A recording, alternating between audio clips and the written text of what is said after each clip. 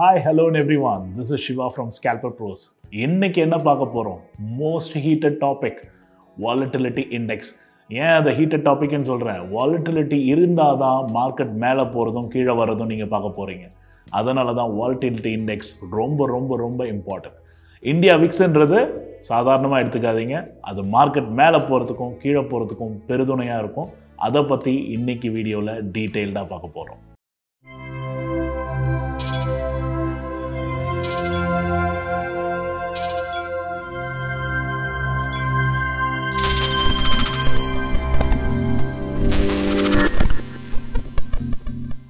Volatility index, India Vix, அது எப்படி use ஆகும்? யார் யூஸ் பண்ணுவா? எதுக்காக நம்ம அதை ட்ராக் பண்ணுவோம்? ட்ரேடிங்க்கு அது ரொம்ப இம்பார்ட்டண்ட்டா? டெஃபினட்டாக இம்பார்ட்டண்ட். ஏன் இம்பார்ட்டண்ட்? Volatility indexன்றது எதை குறிக்குதுன்னா Nifty 50 ஸ்டாக்ஸோட மூவ்மெண்ட்டை பற்றி.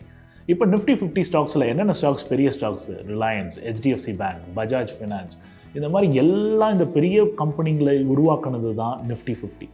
இந்த Nifty 50 ஸ்டாக்ஸோட மூவ்மெண்ட் மேலே போதா கீழே வருதா அதோட ட்ராக் பண்ணுறதுக்கு தான் வாலட்டிலிட்டி. ஒரு ஸ்டாக்கோட வாலட்டிலிட்டி இப்போ ஒரே நாளில் 10% ஏறுது 10% இறங்குதுன்னா அது வந்துட்டு இன்வெஸ்டர்ஸுக்கு பிடிக்காது. அந்த வாலட்டிலிட்டியை மானிட்டர் பண்ணுறதுக்காக தான் இந்த வாலட்டிலிட்டி இண்டெக்ஸ்.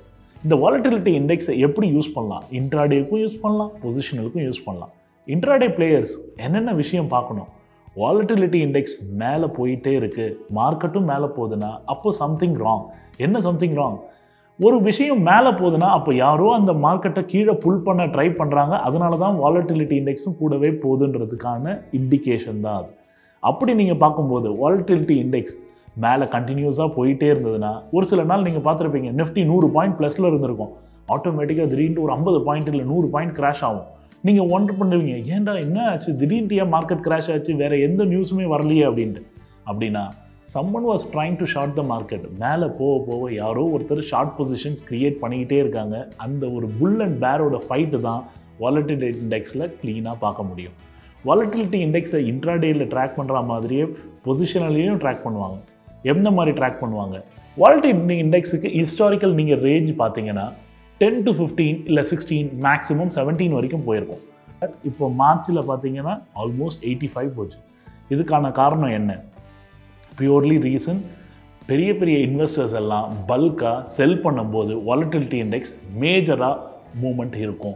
அந்த மாதிரி வாலட்டிலிட்டி பீரியடில் பெரிய இன்வெஸ்டர்ஸ் மார்க்கெட்டில் வரமாட்டாங்க. அவங்க அந்த டைமில் அவங்களுடைய பொசிஷன்ஸ் எல்லாம் எக்ஸிட் பண்ணிவிட்டு they would wait on the side lines. அது ரொம்ப important.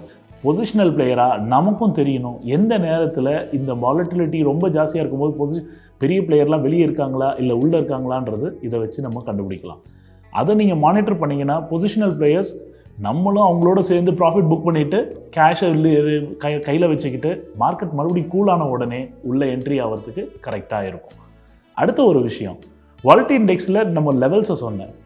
when it is 10 and 11 ரொம்ப கம்மியான லெவல். அது ஹிஸ்டாரிக்கலாக பார்த்தீங்கன்னா நிஃப்டி வந்துட்டு ஆல் டைம் ஹை போகும்போது ஃபெப்ரவரியில் வாலட்டிலிட்டி இண்டெக்ஸ் 9.8 ரேஞ்சுக்கு போச்சு. அதுதான் ஹிஸ்டாரிக்கல் லோ. அந்த மாதிரி நேரத்தில் இன்வெஸ்டர்ஸ் இன்னும் பணம் எடுத்துகிட்டு வந்து போடுவாங்க. அந்த மாதிரி நேரத்தில் ஒரு சின்ன மைனர் டிப் வந்தாலும் மார்க்கெட்டில் உங்களுக்கு மறுபடியும் பை பண்ணலாம். ஏன்னா மார்க்கெட் கண்டிப்பாக மேலே போகும். வாலட்டிலிட்டியே இருக்கக்கூடாதுன்றது தான் பெரிய இன்வெஸ்டர்ஸோட ஒப்பீனியன். அவங்களுக்கு ஓவர் நைட் வாலட்டிலிட்டி இல்லை பெரிய நியூஸ் வரும், பட்ஜெட்டு, எலெக்ஷனு, அந்த டைம்லலாம் பார்த்தீங்கன்னா பெரிய அளவில் இன்வெஸ்ட் பண்ண மாட்டாங்க.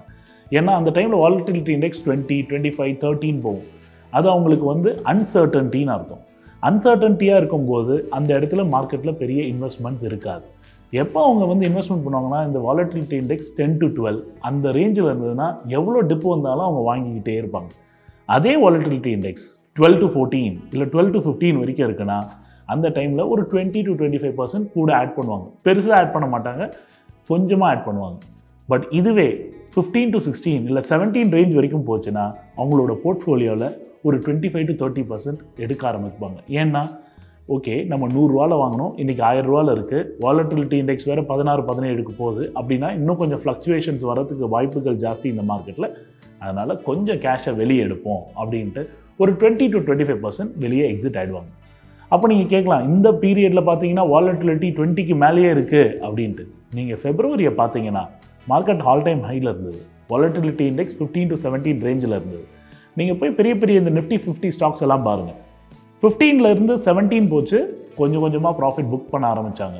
20 போச்சு, இன்னும் நிறைய புக் பண்ணாங்க. அடுத்தது 20 to 30 அந்த டேஸ் எல்லாம் மார்க்கெட் வாலட்டிலிட்டியும் ஃபாலையும் பார்த்தீங்கன்னா எப்படி மார்க்கெட்டு 400-500 பாயிண்ட்ஸ் இன்னும் சிங்கிள் டே ஃபால் ஆச்சுன்ட்டு. 30 to 40 இதை நீங்கள் பார்த்துக்கிட்டே இருந்தீங்கன்னா ஒவ்வொரு நாளும் மார்க்கெட் கீழே விழ விழ வாலட்டிலிட்டி இண்டெக்ஸ் மேலே போயிட்டே இருக்கு. அந்த டைமில் பெரிய இன்வெஸ்டர்ஸ் எல்லாருமே they will keep on selling it. அது எதை பற்றியுமே கொல்லப்பட மாட்டாங்க. அது பேர் தான் பேஸ்கெட் ஆர்டர் செல்லிங்னு சொல்லுவாங்க. பேஸ்கெட் ஆர்டர்னா அவங்க 10 கம்பெனி வச்சுருப்பாங்க, எல்லாமே பெரிய பெரிய கம்பெனியாக இருக்கும். எல்லாத்தையும் எடுத்துகிட்டு வந்து மொத்தமாக டம்ப் பண்ணுறது. அன்னைக்குன்னு பார்த்து தான் நீங்கள் பெரிய ஸ்டாக்லாம் எனக்கு சீப்பாக கிடைக்குதுன்னு நினச்சி வாங்கினீங்கன்னா வாலட்டிலிட்டி இண்டெக்ஸை பார்க்காம நீங்கள் தான் தவறு பண்ணியிருப்பீங்க. ஏன்னா அந்த டைமில் பஜாஜ் ஃபினான்ஸ்லாம் 5000 ரூபாலேருந்து கண்டினியூஸாக ஒரே மாதத்தில் ஃபாலோ ஆகி 1800 ரூபாய்க்கு வந்தது. நடுவில் போய் 3000 ரூபாவில் வாங்கினவங்களும் 2000 ரூபாவில் வாங்கினவங்களும் கண்டிப்பாக காசை இழந்திருப்பாங்க. அதுவே நீங்கள் 1800 ரூபாவில் வாலட்டிலிட்டி இண்டெக்ஸ் இதுக்கு மேலே விழாமல் இருந்தது, அந்த இடத்துல வாங்கினீங்கன்னா ஷார்ட் டேர்ம் பொசிஷனல் பிளேயருக்கு மறுபடியும் ரிவார்ட்ஸ் கிடச்சிருக்கும்.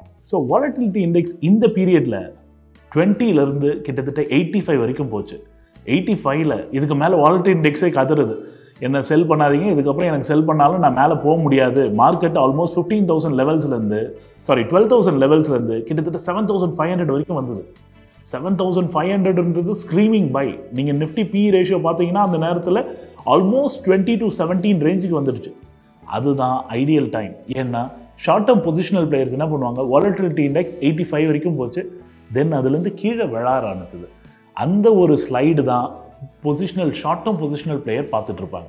அந்த டைமில் போய் நீங்கள் பார்த்தீங்கன்னா HDFCயாக இருக்கட்டும், ரிலையன்ஸாக இருக்கட்டும், பஜாஜ் ஃபினான்ஸாக இருக்கட்டும், அந்த லோலேருந்து கிட்டத்தட்ட it would have given you 100 to 150% returns. பெரிய பெரிய ஸ்டாக்ஸ் எல்லாம் இன்வெஸ்ட் பண்ணணும்னா அதுதான் ideal time. someone who wanted to accumulate, சின்ன சின்னதாக சேகரிக்கணும்னு நினைக்கிறீங்க இல்லைங்களா, அந்த டைமில் தைரியமாக அக்யூமுலேட் பண்ணலாம்.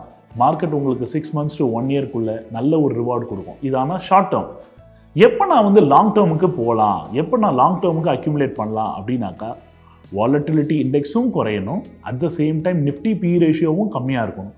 அது ரெண்டும் நடக்கும்போது நீங்கள் பொசிஷனலாக ஒரு 2 year time frame 5 year time ஃப்ரேமுக்கு பண்ணுறதுக்கு அதை நீங்கள் பண்ணலாம். இன்ட்ராடே வாலட்டிலிட்டியை பற்றி பார்க்குறவங்க 4 விஷயம் பாருங்கள்.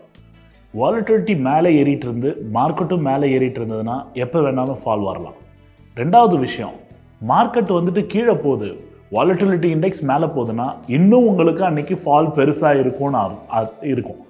மூணாவது சினாரியோ, வாலட்டிலிட்டி இண்டெக்ஸு அப்படியே ஃப்ளாட்டாக இருக்குது, மார்க்கெட் மட்டும் கீழே போயிட்டே இருக்குனாக்கா அந்த சூழ்நிலையில் கண்டிப்பாக மார்க்கெட் ரெக்கவர் ஆகிறதுக்கு வாய்ப்புகள் ஜாஸ்தி, இல்லைனா மார்க்கெட் ஃபர்தர் விழாமல் இருக்கிறதுக்கு வாய்ப்புகள் ஜாஸ்தி. ஏன்னா வாலட்டிலிட்டி இண்டெக்ஸ் ஃபர்ஸ்ட் இண்டிகேட்டர் உங்களுக்கு கொடுத்துரும். ஏன் அந்த வாலட்டிலிட்டி இண்டெக்ஸ் இவ்வளோ மூவ்மெண்ட் இருக்குது? இப்போது நீங்கள் ஒரு புல், இன்னொருத்தர் பேர்.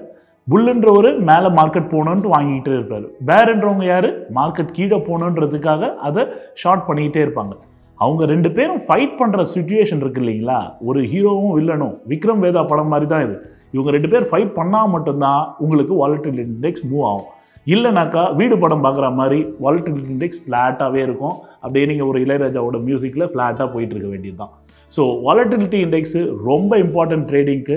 அதோட நீங்கள் மூவ்மெண்ட்டை மேலே போகிறதும் கீழே வர்றதும் பார்த்தீங்கன்னா உங்களுக்கு இன்ட்ராடேக்கு மட்டும் இல்லை பொசிஷனலுக்கும் ரொம்ப ஹெல்ப்ஃபுல்லாக இருக்கும். தயவுசெய்து வாலட்டிலிட்டி இண்டெக்ஸை மட்டும் கான்சன்ட்ரேட் பண்ணாதீங்க, அது கூட நாங்கள் மற்ற கனெக்டிங் டாட்ஸையும் எக்ஸ்பிளைன் பண்ணுவோம். அதெல்லாம் தான் எங்கள் ட்ரைனிங்கில் டீட்டெயிலாக சொல்ல போகிறோம்.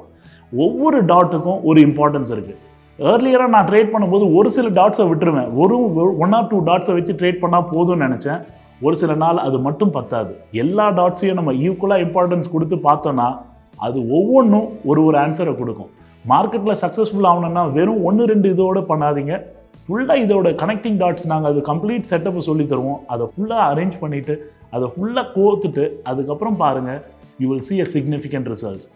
இந்த வாலட்டிலிட்டி இண்டெக்ஸை பற்றிய பேசிக் இன்ஃபர்மேஷன் இது உங்களுக்கு பிடிச்சிருக்கும்னு நினைக்கிறேன்.